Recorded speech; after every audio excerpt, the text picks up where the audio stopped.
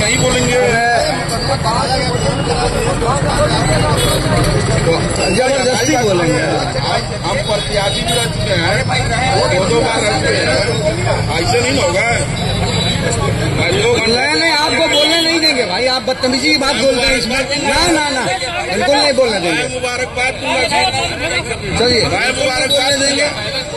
बदतमीजी की बात बोलने के लिए मंच थोड़ा ना है। अरे पिछली बार क्या क्या बोले मुझे याद नहीं है क्या? अभी आप यहाँ बिल्कुल नहीं बोलने देंगे। मंच पे भी नहीं चढ़ना चाहिए आपको, तो बोलने तो देंगे ही नहीं।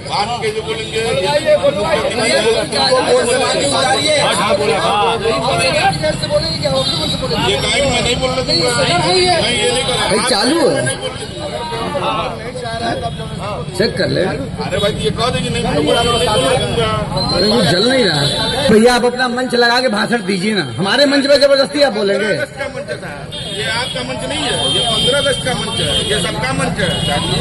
उतारेंगे भाई, उतरेंगे, हम उतरेंगे नेताजी। इसके पहले आप लोगों ने मुकदमा पर्ची कराया, 40 को नहीं पकड़ा, आप लोगों ने कराया, हम लोगों ने कराया।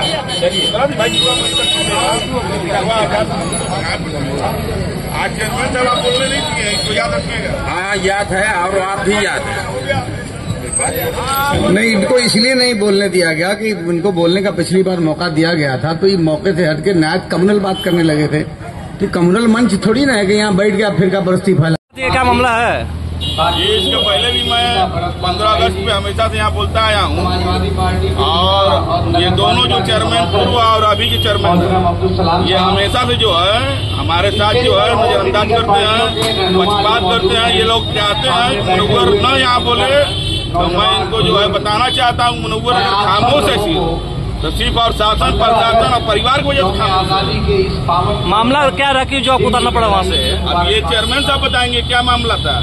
इसके पहले इसके पीछे भी जो है मुकदमा इन्होंने कराया हमारे ऊपर। मैं जनता के प्रतिनिधि हूँ, 2400 लोगों ने हमको वोट देके विधायक विधानसभा में जो है विधायक वो वोट दिया।